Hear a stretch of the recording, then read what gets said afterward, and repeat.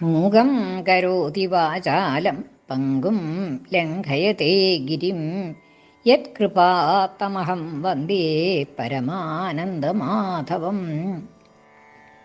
ഇന്ന് നാരായണീയം 28ാമത്തെ ദശകം 7ഉം 8ഉം ശ്ലോകങ്ങളുടെ അർത്ഥം പറയാം.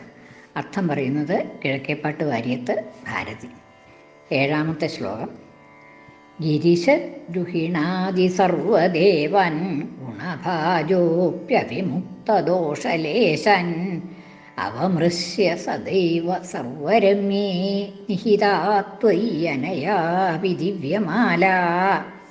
വരണസ്രജം വരണമാല്യവും കൊണ്ട് ഭഗവാന്റെ സമീപത്തേക്ക് വന്നതായിട്ടുള്ള ലക്ഷ്മി ഭഗവതിയെയാണ് കഴിഞ്ഞ ശ്ലോകത്തിൽ നമ്മൾ കണ്ടത്.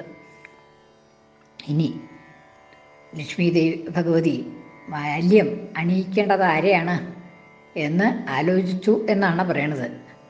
ഗിരിശ ദ്രുഹിണാദി സർവദേവൻ, ഗിരിശൻ പരമശിവൻ, ദ്രുഹിണൻ ബ്രഹ്മാവ്, ആദി പരമശിവൻ ബ്രഹ്മാവ് തുടങ്ങിയതായ സർവദേവാൻ എല്ലാ ദേവന്മാരെയും ഗുണഭാജ അപി അവരൊക്കെ ഓരോരോ ധാരാളം ഗുണങ്ങളുള്ളവരാണ്, ഗുണങ്ങൾ ഭജിക്കുന്നവരാണ്. ധാരാളം ഗുണങ്ങൾ, പല ഗുണങ്ങളും ഉണ്ട്.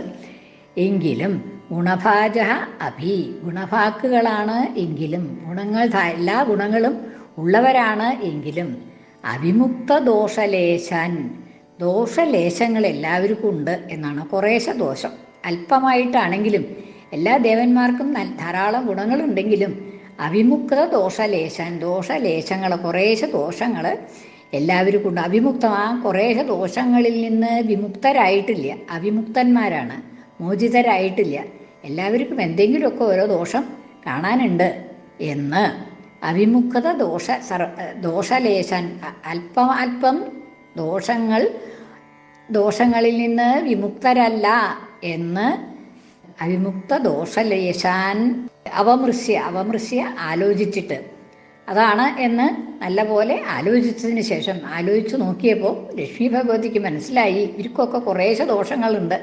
അപ്പം അതുകൊണ്ട് ദോഷങ്ങൾ ഒട്ടുമില്ലാത്തവരെയാണ് ആളെയാണല്ലോ വിവാഹം കഴിക്കേണ്ടത്, സ്വീകരിക്കേണ്ടത് എന്ന് വിചാരിച്ച് ഈ ദേവന്മാർക്കൊക്കെ എന്തെങ്കിലും കുറേശ്ശെ ദോഷങ്ങളുണ്ട് എന്ന്, ദോഷങ്ങളിൽ നിന്ന് പരിപൂർണമായിട്ട് വിമുക്തരല്ല മറ്റ് ദേവന്മാരെന്ന് കരുതിയിട്ട് സദൈവ സർവരമ്യേ നിഹിതാ ത്വയി അനയാപി ദിവ്യമാല. അനയാ ഈ ലക്ഷ്മി ഭഗവതിയാൽ ദിവ്യമാല, ദിവ്യമായിട്ടുള്ള ആ മാല്യം, അതായത് ഓരോരുത്തർ കൊടുത്തതാണ്, ഓരോരോ മാല്യങ്ങളും എല്ലാം വരണമാല്യവും കൊടുത്തു എന്ന് പറഞ്ഞിട്ടുണ്ട്. അപ്പം അങ്ങനെ ആ കയ്യിലുള്ളതായിട്ടുള്ള ആ വരണമാല നിഹിതാ ത്വയി അങ്ങയിൽ അർപ്പിക്കപ്പെട്ടു, നിഹിത വയ്ക്കപ്പെട്ടു, അർപ്പിക്കപ്പെട്ടു. ത്വയി ഭഗവാനിൽ, ഗുരുവായൂരപ്പനിൽ അർപ്പിച്ചു. ആ ദിവ്യമാല്യത്തെ ഗുരുവായൂരപ്പനിൽ തന്നെ അർപ്പിച്ചു. ത്വയി അർപ്പിത, നിഹിത അങ്ങയിൽ നിഹിതമായി. ഇനി എന്താണ് ഭഗവാന്റെ വിശേഷം? നിഹിതാ ത്വയി അനയാപി ദിവ്യമാല്യ, എങ്ങനെ അങ്ങയിൽ, അങ്ങയുടെ കഴുത്തിൽ അർപ്പിച്ചു എന്നാണ്. അപ്പോൾ ഭഗവാനെ സംബന്ധിച്ചിടത്തോളം എന്താണ്? സദൈവ സർവരമ്യേ, സദാ ഏവ എല്ലായ്പ്പോഴും സർവരമ്യനായിട്ടുള്ള ഭഗവാനിൽ എന്തുകൊണ്ട് നോക്കിയാലും രമ്യനാണ്, മനോഹരനാണ്, അതായത് അഭിലഷിക്കത്തക്കവനാണ് എന്ന് കണ്ടിട്ട് യാതൊരു ദോഷങ്ങളും ഇല്ല. എല്ലായ്പ്പോഴും ഏതു വിധത്തിൽ നോക്കിയാലും രമ്യനാണ് എന്ന് കണ്ടിട്ട് മറ്റ് ദേവന്മാർക്കൊക്കെ കുറേശ്ശെ ദോഷങ്ങളുണ്ട്, എന്നാൽ ഭഗവാനെ സംബന്ധിച്ചിടത്തോളം യാതൊരു ദോഷവും ഇല്ല. ഏത് കാലത്തും സർവ്വവിധത്തിലും രമ്യനാണ് എന്ന് കണ്ടിട്ട് അങ്ങയിൽ ആ വരണമാല്യം അർപ്പിക്കപ്പെട്ടു. ദിവ്യമായ ആ മാല്യം അങ്ങയിൽ അർപ്പിച്ചു, അങ്ങയുടെ കഴുത്തിൽ അർപ്പിച്ചു എന്നാണ് ആ ശ്ലോകത്തിൻ്റെ അർത്ഥം. ഗിരിശ ദ്രുഹിണാദി സർവദേവൻ, ഗിരിശൻ, ദ്രുഹിണൻ ബ്രഹ്മാവ് തുടങ്ങിയതായ സർവദേവന്മാരെയും ഗുണഭാജ അപി അവരെല്ലാവരും ഗുണങ്ങൾ ഉള്ളവരാണ് എങ്കിലും, ധാരാളം ഗുണങ്ങൾ ഉള്ളവരാണ് എങ്കിലും അവിമുക്ത ദോഷലേശൻ അല്പാൽപ്പം ദോഷങ്ങളിൽ നിന്ന് വിമുക്തരല്ല എന്ന് അവമൃശ്യ കണ്ടിട്ട് ആലോചിച്ചിട്ട് അരയാ ഈ ലക്ഷ്മി ഭഗവതിയാൽ ദിവ്യമായ ആ വരണമാല്യം ത്വയി നിഹിത അങ്ങയിൽ അർപ്പിക്കപ്പെട്ടു, അങ്ങയുടെ കണ്ഠത്തിൽ അർപ്പിക്കപ്പെട്ടു. എന്തുകൊണ്ടാണ് അങ്ങനെ അങ്ങയുടെ കണ്ഠത്തിൽ അർപ്പിക്കാൻ കാരണം? സദാ ഏവ സർവരമ്യേ ത്വയി, എല്ലായ്പ്പോഴും എല്ലാവിധത്തിലും രമ്യനായിട്ടുള്ള, അഭിലഷിക്കത്തക്കതായ, മനോഹരനായിരിക്കുന്ന, ഒരു ദോഷങ്ങളുമില്ലാത്തതായിട്ടുള്ള ഭഗവാനിൽ തന്നെ ആ ദിവ്യമാല്യം അർപ്പിക്കപ്പെട്ടു എന്ന് ആ ശ്ലോകത്തിനർത്ഥം. അടുത്ത ശ്ലോകം: ഉരസാ തരസാ മമാനിധൈനം ഭുവനാനാം ജനനീമനന്യഭാവം ത്വദുരോ വിലസൽത്തദീക്ഷണ ശ്രീപരിവൃഷ്ട്യാ പരിപുഷ്ടമാസ വിശ്വം. ഭഗവാൻ എന്താണ് ചെയ്തത് എന്നാണ്. ഉരസാ തരസാ മമാനിധ ഏനാം, ഭഗവാൻ തരസാ ഉടൻ തന്നെ, യാതൊരു താമസം ഉണ്ടായില്ല. ഉരസാ ഏനാം മമാനിധ മാനിച്ചു. അവൾ തൻ്റെ ദിവ്യമാല്യം ഭഗവാന്റെ ഘട്ടത്തിൽ അർപ്പിച്ചപ്പോൾ ഭഗവാൻ അതിനെ സ്വീകരിച്ചുകൊണ്ട് അവളെ മാനിച്ചു എന്ന് പറയാണ്. എങ്ങനെയാണ് മാനിച്ചത്? ഉരസാ, തൻ്റെ ഉരസ് കൊണ്ട്, തൻ്റെ മാർവിടം കൊണ്ട് അവളെ മാനിച്ചു. അതായത് മാർവിടത്തിൽ ചേർത്തു എന്നർത്ഥം. ഉരസാ തരസ എന്ന് അപ്പോഴല്ല, എല്ലായ്പ്പോഴും ലക്ഷ്മി ഭഗവതിയെ തൻ്റെ ഉരസിൽ തന്നെ സ്വീകരിച്ചു കൊണ്ടിരുന്നു എന്നാണ് പറയണത്. തരസ ഉടൻ തന്നെ, മമാനിധ ഏനാം ഇവളെ മാനിച്ചു, വേണ്ട വിധത്തിൽ ബഹുമാനിച്ചു. എങ്ങനെ? ഉരസിൽ തൻ്റെ മാർവിടത്തിൽ തന്നെ അവൾക്ക് സ്ഥാനം കൽപ്പിച്ചുകൊണ്ട് അവളെ ബഹുമാനിച്ചു എന്നാണ്. ലക്ഷ്മി ദേവിയെ ബഹുമാനിച്ചു. ഭുവനാനാം ജനനീം അനന്യഭാജം, അതിന് യോഗ്യത ഉണ്ടായിരുന്നു ലക്ഷ്മി ഭഗവതിക്ക് എന്ന് പറയാണ്. എന്താണ് ഭുവനാനാം ജനനീം? ഭുവനങ്ങളുടെ മുഴുവൻ ജനനിയായിട്ട് തീർന്നതായ ആ ലക്ഷ്മി ഭഗവതിയെ, ആ എല്ലാ ലോകരുടെയും അമ്മയാവാനുള്ളതായ യോഗ്യത ആ ലക്ഷ്മി ദേവിക്ക് ഉണ്ടായിരുന്നു.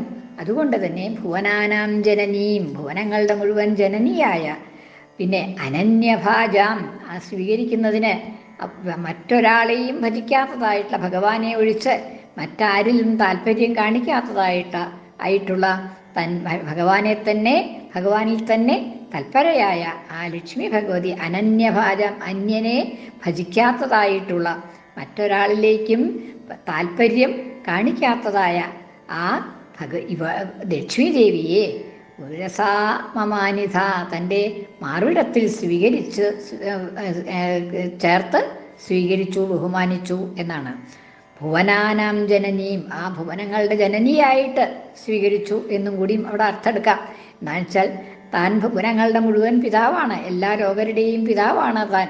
അപ്പം അതുകൊണ്ട് ആ താൻ സ്വീകരിക്കുന്നതായിട്ടുള്ള ലക്ഷ്മി ദേവി ആ ഭുവനങ്ങളുടെ മുഴുവൻ മാതാവുമായി, അങ്ങനെ ഭുവനങ്ങളുടെ മുഴുവൻ മാതാവായിട്ട്, എല്ലാ ലോകരുടെയും മാതാവായിട്ട് ആ ലക്ഷ്മി ഭഗവതിയെ തൻ്റെ മാർവിടത്തിൽ സ്വീകരിച്ച് ബഹുമാനിച്ചു ഭഗവാൻ എന്നാണ്. ഉരസാ തരസാ, പെട്ടെന്ന് തന്നെ യാതൊരു താമസവും ഉണ്ടായില്ല. മമാനിധ ഏനാം ഇവളെ മമാനിധ, ഭുവനാനാം ജനനിയും, ഭുവനങ്ങളുടെ മുഴുവൻ ജനനിയായിട്ടുള്ള അവളെ സ്വീകരിച്ചു. എങ്ങനെ? ഉരസ്സുകൊണ്ട് സ്വീകരിച്ചു, തൻ്റെ മാർവിടം കൊണ്ട് സ്വീകരിച്ചു.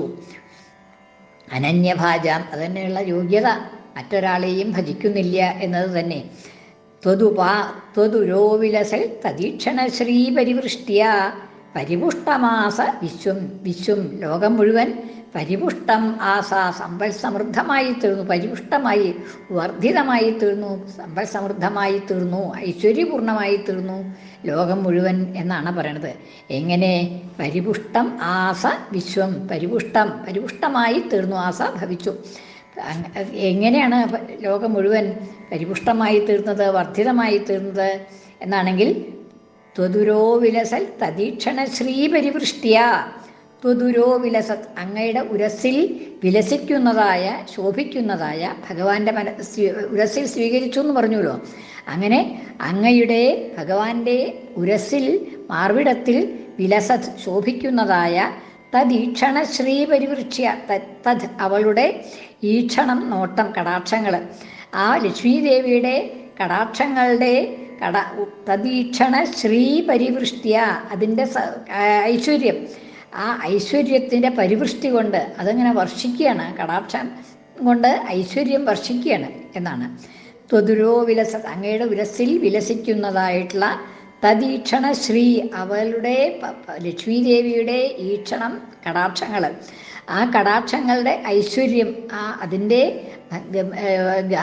ഗംഭീരത, അതുകളുടെ ഐശ്വര്യം, ആ ഐശ്വര്യത്തിൻ്റെ പരിവൃഷ്ടി, അത്യധികമായിട്ടുള്ള ആ കടാക്ഷത്തിൻ്റെ ധാര കൊണ്ട് പരിപുഷ്ടമാസ വിശ്വം, ലോകം മുഴുവൻ സമ്പൽ സമൃദ്ധമായിട്ട് തീർന്നു, ഐശ്വര്യപൂർണമായിട്ട് തീർന്നു. ഭഗവാന്റെ വക്ഷസ്സിൽ വർത്തിച്ചുകൊണ്ട് ലക്ഷ്മി ഭഗവതി ലോകത്തെ മുഴുവൻ കടാക്ഷിച്ചുകൊണ്ട് ആ ലോകത്തെ മുഴുവൻ ഐശ്വര്യപൂർണമാക്കി തീർത്തു എന്ന് അർത്ഥം.